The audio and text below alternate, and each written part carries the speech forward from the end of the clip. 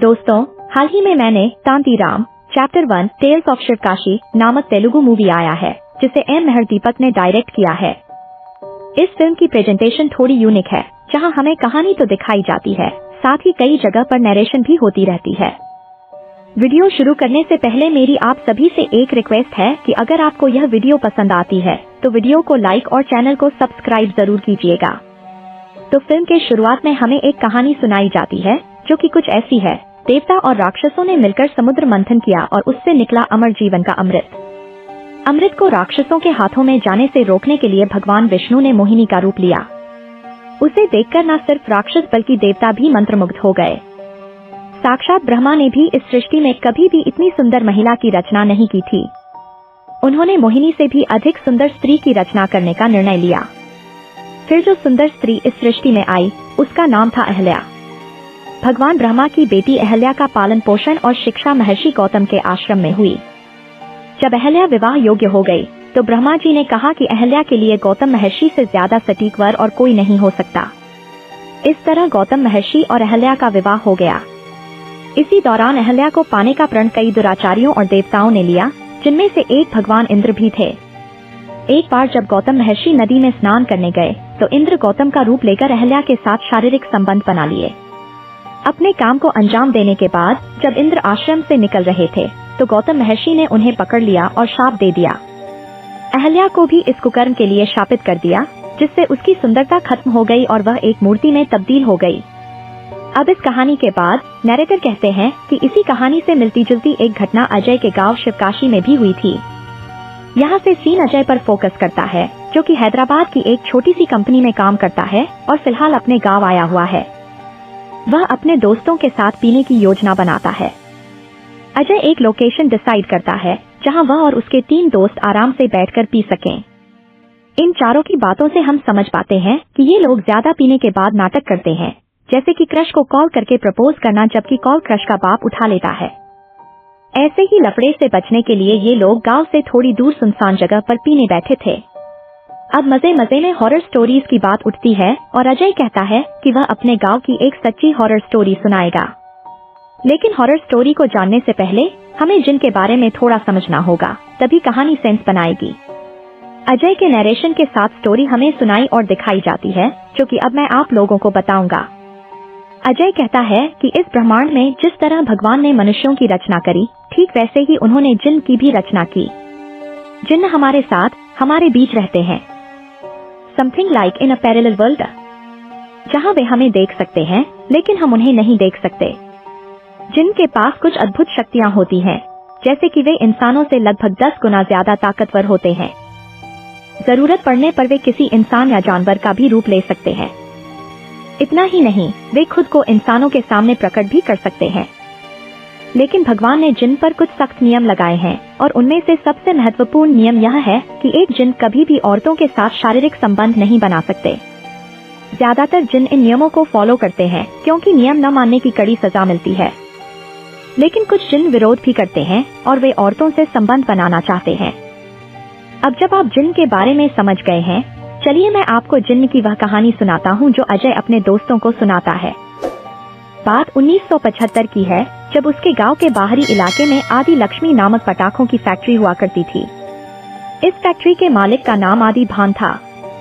एक दिन आदि भान से मिलने उनका बेटा बालचंद्र आता है, जो कि अपने हाथ में एक खत लिए हुए था। यह खत आदि भान की पत्नी ने लिखा था, जिसमें लिखा था कि वह किसी और के साथ भाग गई है। यह जानकर आदि भान को दुख होता है, साथ ही इसका असर उनके बेटे बालचंद्र पर भी पड़ता है। गांव में एक नियम था कि जब तक किसी इंसान की पत्नी जीवित है, वह दूसरी शादी नहीं कर सकता। ऐसे में आदि भान गांव के ठीक बाहर एक दूसरा घर बनवाते हैं, जहां वे एक औरत के साथ रहने लगते हैं। यहाँ से कहानी 1989 में आ जाती है, जब बाला बड़ा हो चुका है और उसके अंदर औरतों को लेकर नफरत है। बचपन में माँ के भाग जाने से यह सेंटिमेंट उसके अंदर डेवलप हो गया था। इसके बावजूद पिता आदि भान बाला की शादी जबरदस्ती करवा देते हैं। बाला की शादी अलागिन नामक एक लड़की से होती है, जो कि बहुत ज्यादा खूबसूरत थी। बाला उसे साफ कह देता है कि वह उसे नहीं अपना सकता, इसलिए वह कमरे से बाहर सोने लग जाता है। पटाखों की फैक्ट्री का सारा भार बाला के कंधों पर डाल दिया गया था, क्योंकि उनके पिता दूसरी औरत के साथ गांव के बाहर वाले घर में रहने लगे थे। बाला अपनी बीवी अलागिन से भी दूरी बनाए रखता था, जिससे वह काफी अकेला हो गया था। हालांकि अलागिन कोशिश कर रही थी कि वह बाला से करीबी बना सके। एक दिन जब बाला फैक्ट्री में होता है तो अचानक उसके ऑफिस की लाइट्स फ्लिकर करती हैं और उसे एक डरावनी आवाज सुनाई देती है, जो कि जिन्न की आवाज थी। पहले तो बाला को लगता है कि यह उसकी इमेजिनेशन है, लेकिन जिन्न उसे यकीन दिला देता है कि जो वह सुन रहा है वह सच है। जिन्न बाला का एक सीक्रेट रिवील करता है, जो कि बाला के सिवाय किसी और को पता नहीं था। वह सीक्रेट था कि बाला एक बार अपनी ही फैक्ट्री से 10 लाख रुपए चुराकर जुए में हार गया था और फिर उस चोरी का इल्जाम अपने एक एम्प्लॉय पर लगा दिया था। यह सुनकर बाला डर जाता है और वह फौरन अपने पिता के पास जाकर उन्हें चोरी वाली बात बता देता है। बाला के पिता कहते हैं कि यह सब कोई बात नहीं है, तुम फैक्ट्री चलाने पर ध्यान दो और अगर तुमसे फैक्ट्री नहीं चल पाएगी तो छोड़ दो, मैं सब काम संभाल लूंगा। इन कठोर बातों को सुनकर बाला थोड़ा हर्ट होता है और शायद इसी वजह से उसे उस रात बुरे सपने आते हैं। अलागिन उसे काम डाउन करती है। इस पॉइंट पर अलागिन और बाला फिजिकली क्लोज आते हैं और अब बाला को अपनी पत्नी से प्यार हो गया था। बाला अलागिन को बताता है कि अपनी माँ के भाग जाने के बाद से ही उसे डरावने सपने आते रहे हैं और वह एकदम अकेला हो गया था, लेकिन अब उसके साथ अलागिन है और वह इससे बहुत खुश है। इनफैक्ट बाला अलागी से अब तक इतनी दूरी बनाए रखने के लिए माफी भी मांगता है। अब आगे के सीन्स में हम व्यूवर्स को दिखाया जाता है कि कैसे बाला और अलागी बहुत ज्यादा क्लोज आ गए हैं। एक दिन अलागी बाला के ऑफिस में उसका खाना लेके आती है। इस पॉइंट पे जिन अलागी को देखता है और अलागी के जाते ही जिन बाला को एक ऑफर देता है। जिन कहता है कि तुम मुझे अपनी पत्नी का बस एक बूंद खून लाके दे दो, बदले में मैं तुम्हारे फैक्ट्री की इतनी तरक्की करा दूंगा जितना तुम सोच भी नहीं सकते। पहले तो बाला इसके लिए इनकार कर देता है, लेकिन फिर वह सोचता है कि एक बूंद खून देने से क्या ही हो जाएगा। इसलिए बाला अपनी पत्नी के ड्रिंक में नींद की दवा मिलाकर उसका एक बूंद खून निकाल लेता है। फिर वह जिन को यह खून पेश करता है और जिन बाला को अपनी आंख ढकने को कहता है। अब जैसे ही बाला अपनी आंखों को ढकता है, हम बस उस जिन को देखते हैं जो खून को चाट लेता है।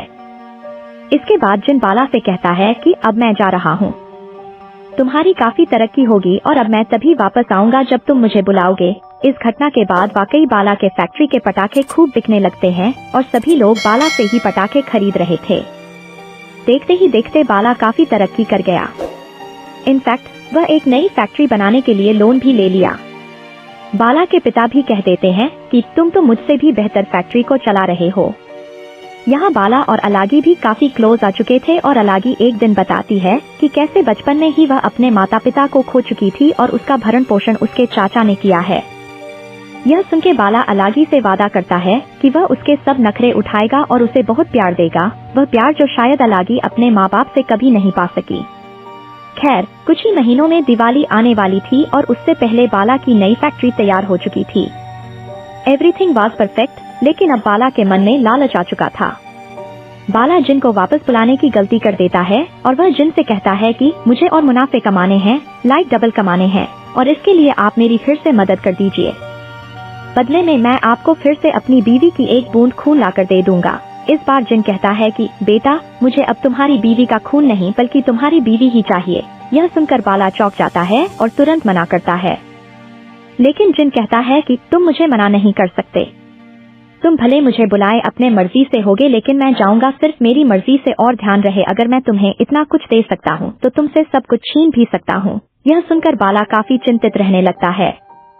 इनफैक्ट कुछ ही दिनों के अंदर अखबार में खबर आती है कि गवर्नमेंट पटाखों की फैक्ट्रीज पे टेम्पररी बैन लगा रही है पोल्यूशन के कारण। ऐसे में बाला सारे पटाखों के स्टॉक्स को अपनी दूसरी फैक्ट्री में स्टोर कर लेता है, यह सोचकर कि बैन तो टेम्पररी है, जब हटेगा तब मैं सारा माल बेच लूंगा। लेकिन उसी रात इतनी तेज बारिश होती है कि बाला की नई फैक्ट्री की ठीक से नहीं बनाई गई छत गिर जाती है और उसके सारे स्टॉक में रखे गए पटाखे भीगकर बर्बाद हो जाते हैं। बाला को क्लियरली पता चल गया था कि यह सब उस जिन का किया धरा है। ऐसे में बाला फिर से जिन से बात करता है और उससे कहता है कि तुम मुझसे कुछ भी मांग लो, बस मेरी बीवी नहीं।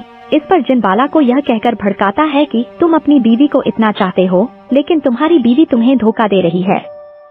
अगर विश्वास नहीं होता तो जाओ उससे पूछकर आओ कि कैलाश कौन है।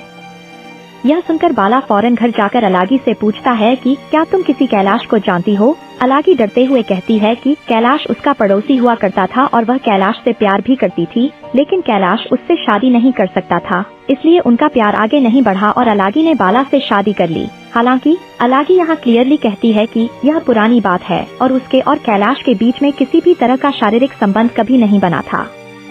यह सुनकर बाला खुश होता है और वह जिन के पास जाकर कहता है कि तुम मुझे बहका के मुझसे मेरी ही बीवी पेशक करवा रहे थे, बड़े धूर्त हो तुम। लेकिन जिन तो एक कदम आगे था। वह एक और चाल चलता है और वह बाला से कहता है कि तुम्हारी बीवी झूठ बोल रही है। इसके बाद जिन बाला को एक विजन दिखाता है जिसमें कुछ क्षण के लिए बाला कैलाश को अलागी के साथ आपत्तिजनक स्थिति में देखता है। यह देखकर बाला का दिमाग खराब हो जाता है और मदद के लिए वह सीधा अपने पिता के पास जाता है। वह पिता को इस जिन से जुड़ी सारी बातें बताता है। एंड सरप्राइजिंगली पिताजी को एकदम शॉक नहीं लगता। इनफैक्ट पिताजी तो बाला को यह कहकर उकसाने लगते हैं कि कर दो अपनी वाइफ को सैक्रिफाइस, तुम किसी और की रखेल के साथ क्यों रहोगे, तुम अपनी रखेल रख सकते हो। यह सब सुनकर बाला समझ जाता है कि बचपन में जो बाला की माँ किसी के साथ भाग गई थी वह बस एक बनावटी कहानी थी। असल में बाला के पिता भी उस जिन के साथ सौदा कर लिए थे जिसके तहत वह अपनी बीवी को जिन के हवाले कर दिए होंगे। अदन गांव में झूठी खबर यह फैला दी गई कि मेरी बीवी भाग गई। यह सब जानकर बाला का दिमाग एकदम कत्लेआम में था। ऐसे में वह भी अपनी बीवी अलागी को जिन को सौंपने का सोचता है। वह अलागी से झूठ कहता है कि एक पंडित जी कह रहे हैं कि इन्हें अपने धंधे को बचाने के लिए एक छोटी सी रिचुअल करनी होगी। रिचुअल के तहत बाला और अलागी को वापस शादी करनी होगी, वह भी फैक्ट्री में सुबह 4 बजे जाकर। अब मासूम अलागी बाला की बात मान लेती है और वह बाला की मदद करने के लिए सुबह 4 बजे एक दुल्हन की तरह तैयार होकर फैक्ट्री जाती है। फैक्ट्री पहुंचते ही जिन अलागी के चारों तरफ आग का घेरा बना देता है और जिन यह देखकर काफी खुश था कि बाला अलागी को दुल्हन की तरह सजवाकर पेश किया था जैसा जिन चाहता था। यहाँ अलागी डरते हुए बाला से पूछती है कि यह सब क्या है और बाला कहता है कि तुम मुझे धोखा दे रही थी, तुम पहले ही कैलाश के साथ शारीरिक संबंध बना चुकी थी और मैंने वह साफ साफ देखा है। अलागी यहाँ बाला को एहसास दिलाती है कि जिन उसे जो विजन दिखाया था वह वास्तव में एक गलत विजन था, क्योंकि उस विजन में तो वास्तव में बाला अलागी के साथ था, लेकिन जिन ने बाला का चेहरा ऐसे डिफॉर्म किया कि विजन में बाला को अपनी जगह कैलाश दिखा था। इन शॉर्ट जिन ने बाला को गलत विजन दिखा दिया था और अलागी ने कैलाश के साथ कभी भी शारीरिक संबंध नहीं बनाए थे। अब इस बात का पता लगते ही बाला को अपनी गलती का एहसास होता है और वह अलागी से माफी मांगने लगता है। अलागी का दिल भी टूट चुका था क्योंकि बाला ने उस पर यकीन नहीं किया था। इनफैक्ट अलागी बताती है कि वह तो बाला के बच्चे से प्रेग्नेंट भी है। यह सुनते ही बाला जिन से अपनी बीवी को छोड़ देने की भीख मांगने लगता है, लेकिन जिन तुरंत ही अलागी को लेकर वहाँ से गायब हो जाता है। अब इस हादसे से बाला काफी टूट गया था। टूटे भी क्यों ना, क्योंकि उसने अपनी प्यारी बीवी को तो खोया ही था, साथ ही अपने होने वाले बच्चे को भी खो दिया था। इसी गम में वह सीधा अपने पिता के पास जाता है और उन्हें जान से मार देता है। क्यों? क्योंकि बाला के पिता एक पिता होते हुए भी उसे गलत सलाह दिए थे। समय के साथ बाला अकेला होता चला गया और इसी अकेलेपन में वह एक दिन खुद को ही मार लेता है। यहाँ से सीन अजय और उसके दोस्तों पे वापस आती है जो इस कहानी को सुनकर काफी डरे हुए थे। इन्हें और भी डर तब लग जाता है जब अजय रिवील करता है कि जिस जगह पे ये लोग बैठकर पी रहे हैं और गप्पे मार रहे हैं, इसी जगह पे उस पटाखे की फैक्ट्री हुआ करती थी। इसके ठीक बाद वहाँ की लाइट्स वगैरह फ्लिकर करती है और हम एक औरत की घोष को वहाँ देख पाते हैं जिसका चेहरा एकदम जला हुआ सा लग रहा था। यहीं पे फिल्म की कहानी खत्म हो जाती है। तो दोस्तों, यह थी शांतिराम फिल्म की कहानी और फिल्म के एंडिंग सीन को देखकर तो यही लग रहा है कि यह घोस्ट अलागी की हो सकती है जो शायद अजय के दोस्तों पे हमला कर देगी। अगर आप गौर करें तो पूरी फिल्म काइंड ऑफ उस राक्षस देवता की कहानी से सिमिलर है जो हमें फिल्म की शुरुआत में बताई जाती है। हालांकि पूरी समानताएं नहीं है और यहाँ जिन का भी लोर आ गया है। अब फिल्म के एंड तक हमारे मन में कई सवाल उत्पन्न हो जाते हैं। फॉर एग्जाम्पल, अजय को कैसे पता कि बाला के जीवन में क्या क्या हुआ था? आई मीन, देखा जाए तो बाला की पूरी कहानी एकदम पर्सनल थी जो सिर्फ उसे ही पता होनी चाहिए थी। मतलब इस कहानी से अजय का भी कुछ तो संबंध जरूर है। तभी तो अजय अपने दोस्तों को इसी जगह पे पीने लेके आया है। क्यों लेके आया यहाँ? यह भी क्लियर नहीं है। और सबसे महत्वपूर्ण कि उस फैक्ट्री का नाम आदिलक्ष्मी क्यों है? क्या आदिलक्ष्मी कोई थी जिसके बारे में हमें बताया नहीं गया है? फिर जिन वहां क्यों आया और यहाँ से कैसे गया? क्या इसके पीछे कोई और कहानी है? इन सारे सवालों का जवाब तो हमें तांतीराम फिल्म के चैप्टर 2 में ही मिलेगा और फिलहाल तो वो फिल्म रिलीज नहीं हुई है। तब तक अगर आपको यह वीडियो पसंद आती है तो वीडियो को लाइक और शेयर करें, और चैनल पे नए हैं तो हमें सब्सक्राइब भी कीजिएगा, क्योंकि हम अपने चैनल पे ऐसे वीडियोस लाते रहते हैं।